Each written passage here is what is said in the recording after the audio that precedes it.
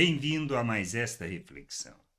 Nós temos que entender que o processo de crer não é uma questão da gente ver para crer e nem ter o resultado em nossas mãos para crermos, mas é confiarmos, descansarmos nas palavras do Senhor e caminharmos na direção do que Ele afirma. Temos a situação do Senhor que pediu pela cura de seu filho e ele pediu para Jesus ir até lá. Mas Jesus respondeu: vá, o teu filho vai viver. E ele creu nas palavras do Senhor e foi. Caminhou naquilo que era a promessa do Senhor. E quando, no caminho ainda, antes mesmo de chegar, vieram seus funcionários e tinham dito que o menino vivia. E ele perguntou a que horas tinha acontecido aquilo.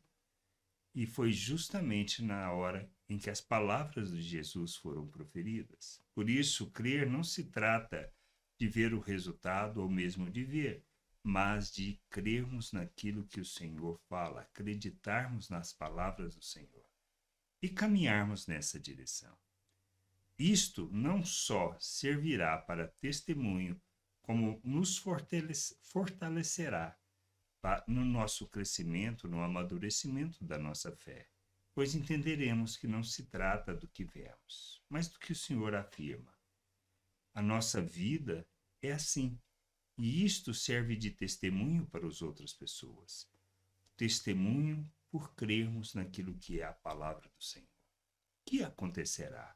Aonde levará isto? Servirá de exemplo, de luz para as pessoas, e elas caminharão e crerão também no Senhor. Assim está lá em João 4, 52 e 53 sobre a experiência deste pai. Então perguntou a que hora o seu filho havia se sentido melhor. Informaram: ontem, a 1 hora da tarde, a febre o deixou. Com isso, o pai reconheceu que aquela era precisamente a hora em que Jesus havia dito a ele: o seu filho vai viver. E ele e toda a sua casa creram. Isso serviu de testemunho. A atitude do pai com relação às palavras do Senhor levou a toda aquela família, toda aquela casa a crer no Senhor. É assim a vida. É assim viver o reino de Deus e andar na vontade de Deus. O nosso testemunho deve traduzir de fato a realidade espiritual. Nós precisamos crer no Senhor. Quando cremos e agimos na direção, nós veremos. Isto é normal, é natural. Mas não podemos fazer que nem Tomé, que queria ver para poder crer. A gente precisa amadurecer, precisamos caminhar na direção do amadurecimento, do entendimento da realidade do reino e de como devemos viver neste mundo. Jesus afirma coisas sobre nós, o Espírito nos traz o entendimento, o discernimento. A palavra de Deus afirma sobre a vontade do Pai, sobre a obra que Ele realizou em nossas vidas, nos fazendo um novo ser, uma nova criatura, um ser espiritual. Nós fomos feitos à imagem de Cristo. Nós recebemos da vida de Deus, somos coparticipantes da natureza divina e fomos capacitados para viver o reino de Deus na terra.